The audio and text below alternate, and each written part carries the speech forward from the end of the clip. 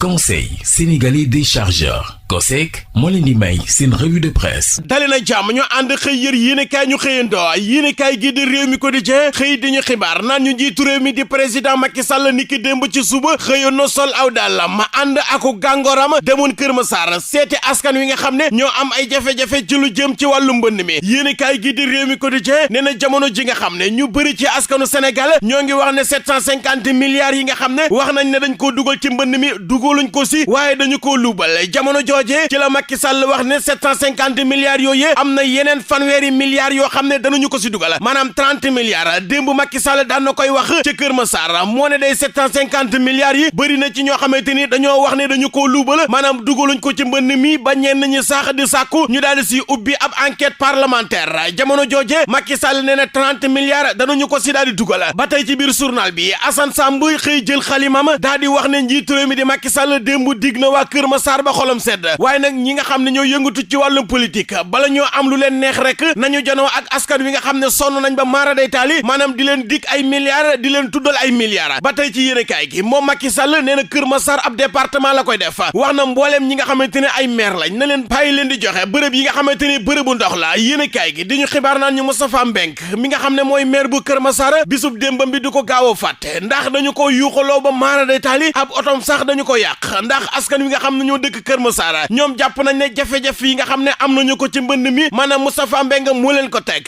askan wi yeewoo Kër Massar ñoom jàpp nañ ne Moustapha Mbengue seeni jafe-jafe maanaam ngaññam nekku sa moo tax démb askan wi dëkk Kër Massar ñenn si ñoom yuuxaloo nañ Moustapha Mbengue ba seen xol sedd na dem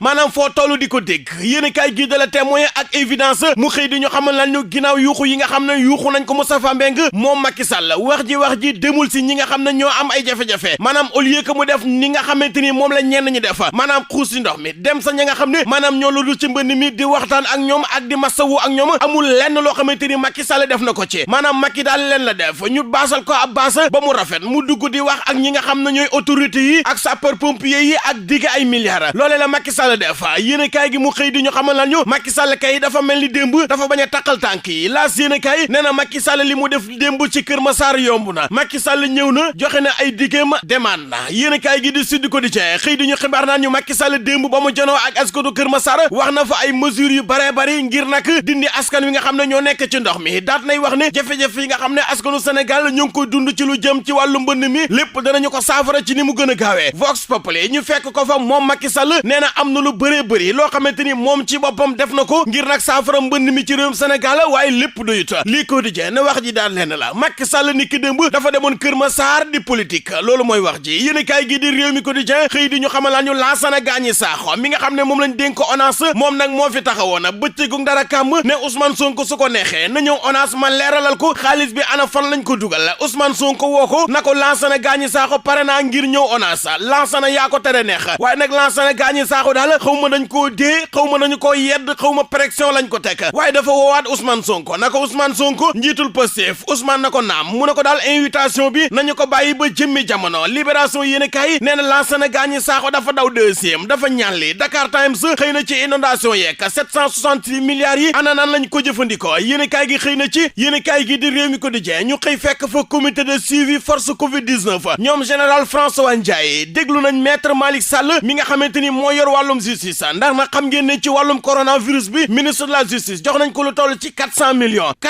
yooyu nag la ñu ko doon laaj ana fan la ko dugal maanaam mu indi ci ay leeral la yéen kaay gi de la témoin xëy di ñu xamal lan ñu en tout cas li am ba des njiitu réew mi di président Macky Sall réunion yi guddi yi commencé war na ka ndax ni ki démb ci guddi Macky Sall doon na réunion ak cadre yi nga xam ne ñoo nekk APR yéen kaay gi di Sud Quotidien moom la mu gis daal mooy Macky Sall ci boppam mooy def ay dëbbal ngir nag ab gouvernement élargi maanaam gouvernement bu yaatu boo xam ne ñëpp ñooy soobu sa biir journal bi nee na société civile bi ñoom nekk nee nañu maanaam daal yitte ji ak li nga xam ne moo ñor askanu Sénégal du jamono ji ay gouvernement élargi yéen kaay gi du l'Observateur xëy di ñu xamal lan ñu Souleymane Teliko mi jiite magistrat yu Sénégal tey jii daan nañu koy convoqué waa inspection générale de l'administration de la justice ñoo ko daal di convoqué te li tax ñu convoqué ke mooy kàddu yi nga xamante ne yëkkati woon na ko ci procès Khalifa Sall bi wax ne am na ay ndëngte yooyu nga xam ne moom la wax ne moom la am loolee moo tax ñu daal di koy convoqué yéen kaay gi de la sa xëy di ñu xamal lan ñu maître Malick Sall mi nga xam ne moo yor wàllum justice bi ñu ko laajee ne ko lan moo tax ñu daal di convoqué Souleymane Teliko la mu xamle mooy duma ci wax waa Sud Quotidien nee na ma maître Malick Sall la mu xam le nee na mbiri magistrat la te moom nee na yoonam nekku ci yéen kaay gi du l'Observateur xëy di ñu xamal lan ñu benn xale bu jigéen la ñu bett ci armée lu Médina yi mu bëggoon a rey benn doomam bu jigéen boo xam ne benn at rek la am daat nañu koy defeere benn waay moo si yama waaye nag ba ñu ko dégloo la mu xam le nee na da koo bëggoon a rey ba pare daal di xaaroo moom xale bu jigéen bi nga xam ne moo bëggoon a def ñaaw téef boobu ab célibataire la musta am jëkkër waaye am na ñetti doom yéen kaay gi de Stades xëy ci mercato bi maanaam jënd ak njaayum joueur gi bëri na ay joueur sénégalais yoo xam ne seeni dossier demul ci nga dikkul mbay laara journal bi xëy di laaj ne est-ce que joueur sénégalais yi ñoom seen bopp ñoo cher